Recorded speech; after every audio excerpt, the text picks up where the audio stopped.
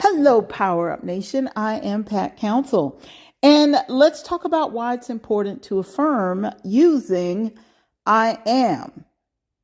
There are different schools of thought about affirmations. If you go on YouTube, you will see some videos that say, yes, use affirmations. And you will see some that say, no, you don't need to use affirmations because they don't work. Well, I have done podcasts explaining why I think it's important to use affirmations. As you guys know, a lot of times I take most of the time, I take my cues from the Bible. And the scripture says, call those things that be not as though they were. That's a form of affirmation. But the reason why there are people that think affirmations don't work is because perhaps they don't know how to affirm. They don't know how to use the affirmations. They don't know how to call those things that be not as though they were. For example, if you have lots of debt, it is important that you make the mindset shift towards wealth. Most people talk about becoming debt free. I almost said debt free. Debt free. Okay, there, got it. And I talked about this, and usually I talk about this when I teach my goal setting workshop, which I have a goal setting workshop coming up in January that I'm doing for the SCORE organization. It's absolutely free. And sometimes when people list their goals, one of their goals is to become debt free. And I like to explain to them that the object of the game is not to focus on the concept of debt. The object of the game is to focus on the reality of wealth. Because if you have wealth, you can pay the debt. So it's not necessary for you to focus on the debt. And I know that conventional thinking and different philosophies that we've been taught through school by financial advisors, we've been taught that it is important to work on becoming debt free. Now, reducing your debt or even getting rid of your debt, there's nothing wrong with acknowledging or recognizing that you need to become debt free or you need to get rid of the debt. There's nothing wrong with that. There's nothing wrong with having that desire. However, in order to accomplish the goal of becoming what we call debt free, we must look towards wealth. If you're constantly looking at your debt, then it becomes very difficult. But if you're looking towards wealth, the amount of money you want to earn, and now you have a focus that's going to allow you to grow. And so when it comes to affirming, affirmations do work. And I mentioned this in a previous podcast. They kind of guide your thinking and they keep you from focusing on what you do not want. Because if we focus on the things that we don't want, then that's what we're going to get. But kind of here's where the rub is. Usually when we're thinking about things that we desire, we're thinking about them from a position of, I don't have it. So if you're thinking from the position of don't have, then you're never going to have. It doesn't matter what you desire. People misunderstand the concept of desire. Desire is, first of all, recognizing that this thing does exist because there's a reason why you desire it. It's there for you. So you have to recognize that it exists. Desire is not about hoping and wishing for something that you don't already have or that you don't have access to or that you don't have the capability of achieving. That's called longing. So when people get the concept of desire confused with the idea of longing. So when you're longing for something, what you're saying is, I don't have it. And it's almost not possible for me to have it. Ooh, how I wish. So longing, it's like a wish. Desire is a kind of energy that sparks action in you. And so a lot of times we get these words confused. Okay. And so or the meaning, I should say, of the words and how to use them. So when it comes to affirming, it is important for you to use affirmations. Call those things that be not as though they were. And I can tell you that instead of reading it in a book, even though I have read it in a book, and because I read a lot, but instead of just taking it at face value, what I read in a book, I have lived it. And I have come from, being pretty much broke before when I started in real estate. And I'll give you guys a really quick story that proves my point, that when you start to believe and you see yourself as a successful person, you see yourself as this whole complete person who is so super capable. And see, that's not being arrogant. That's you embracing who God made you to be. So when you start to see that, now you're going to take actions that will allow you to win. So years ago, when I first got into real estate, I had debt. I had, credit cards that were being charged off. I had a car that I was hiding from the bank. And during that time, there was no GPS tracking system. And at least there was not one in my car. And so I would hide the car because I needed the car for real estate. And if you're listening to this, do not judge me. I needed the car for real estate. And I knew that money would come. Now, at the same time, I had the option or the offer to take a job. And it was a job that I'm pretty sure I would not have liked that job. And I'm not going to say what the job was, but all right, I'll just tell you guys. IRS. And I hadn't been out of the military long. And so they were looking for agents to kind of go and seize things and that kind of thing. So I couldn't see myself doing that. And I just didn't want to do it. So here it is. I have a job being offered, a guaranteed job with a guaranteed salary, initial salary. And then on the other hand, here it is, I'm in debt and I'm in real estate brand new and not sure if I'm going to make any money because I had not made a second sale. I'd made a first sale months before, but I'd not made another sale since then.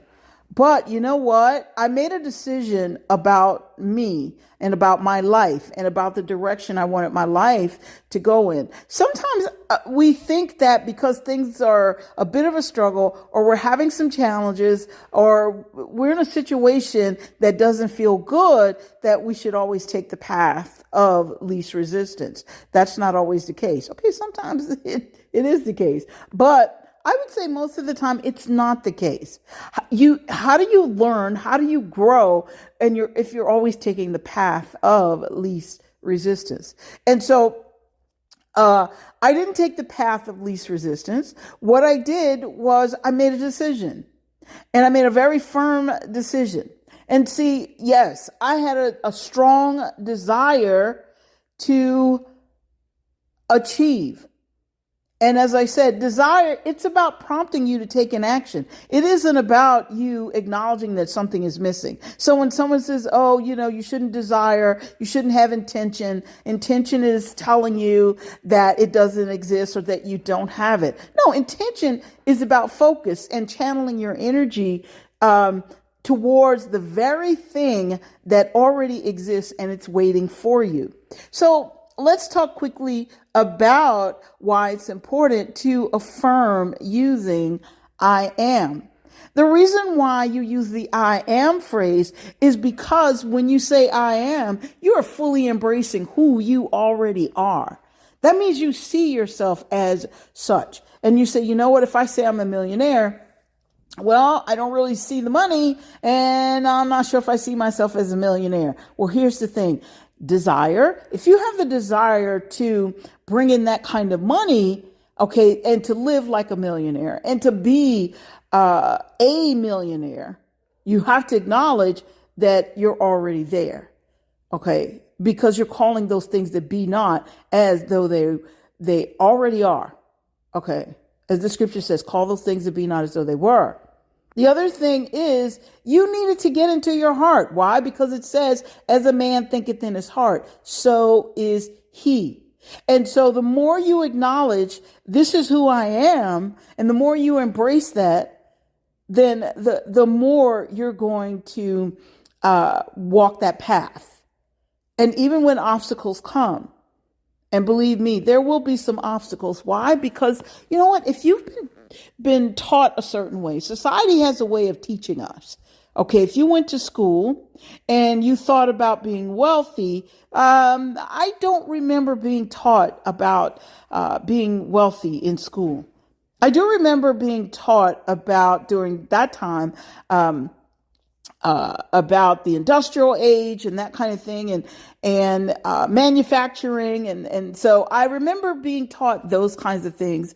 I remember being taught other things that would send me towards a job. There's nothing wrong with having a job if you love what you do, if you're making a contribution, if you are supporting something that you believe in. There's nothing wrong with that. However, the object of the game in my mind is to teach all of the above so people will make the best choice for them and go towards what they're called towards. I was never taught entrepreneurship in school.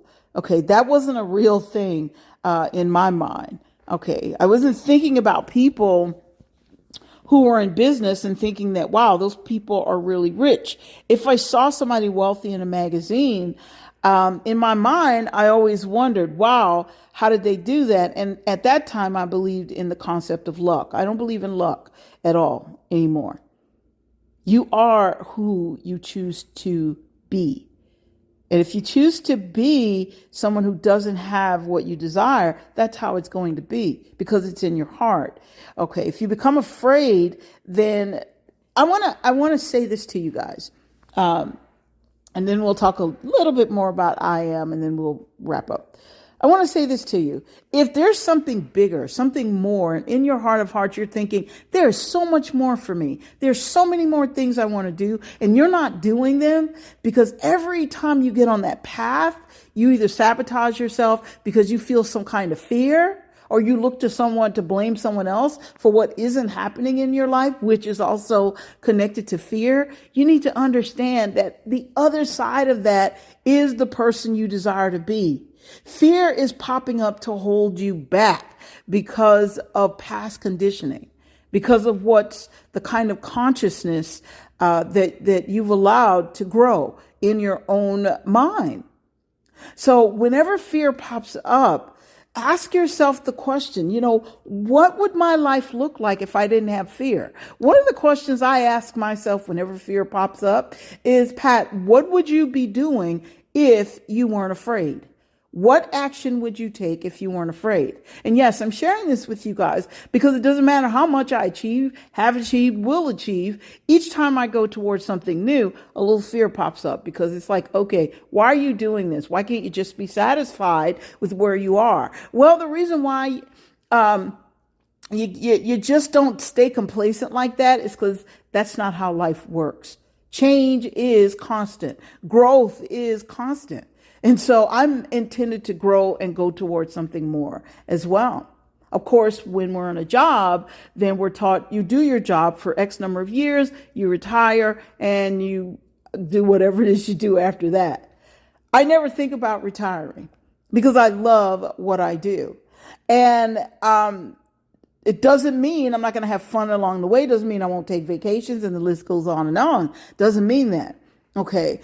But the point that I'm making, if fear pops up in you and there's something that you truly want to do and that fear becomes that strong, then you need to know that there is something that's blocking you from being the person you were built by design to be.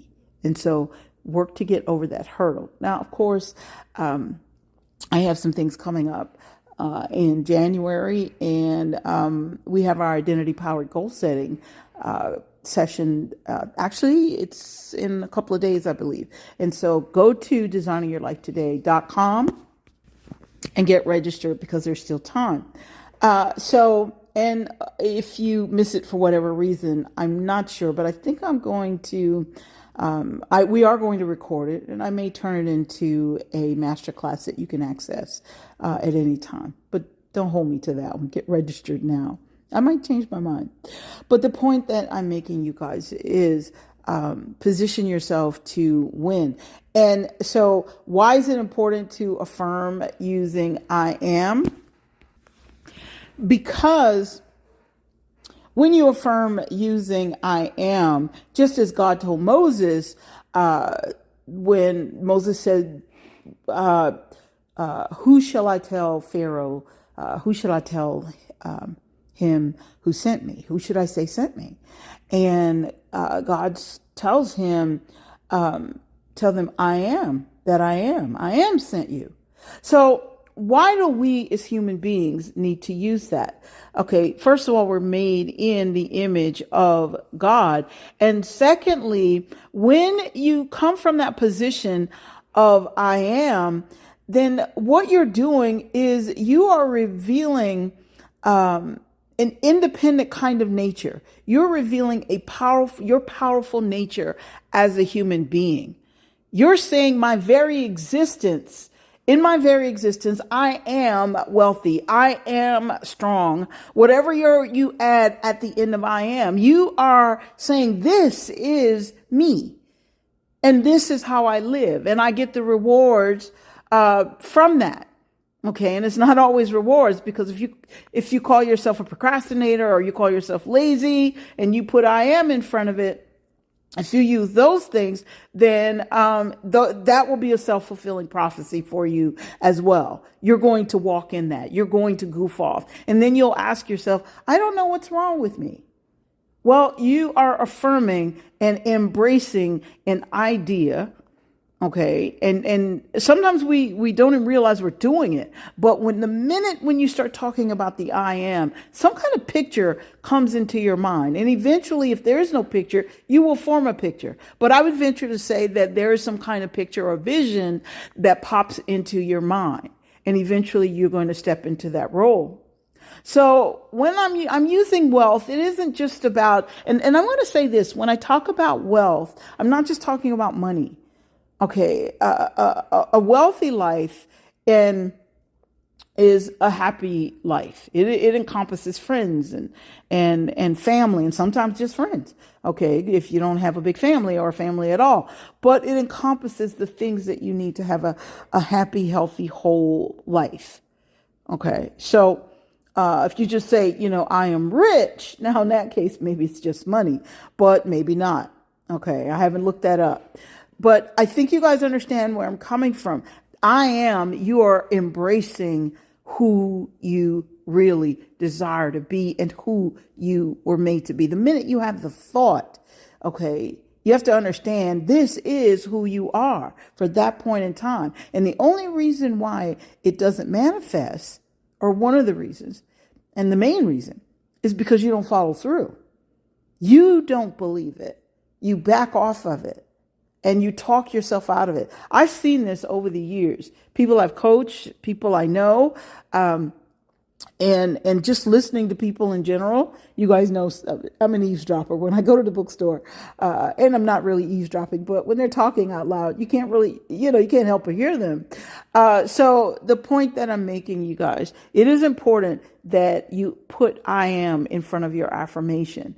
And if you want to amplify that, see it as a done deal and walk in that, because your action, it will also amplify your faith. You see, faith without works is dead. Faith is the substance of things hoped for, the evidence of things not seen. So you need to have faith, and we're not going to get into that today. Perhaps I'll do this on another podcast, but we're not going to talk about that today. But the point that I'm making is these all work together. When you start saying, what's funny?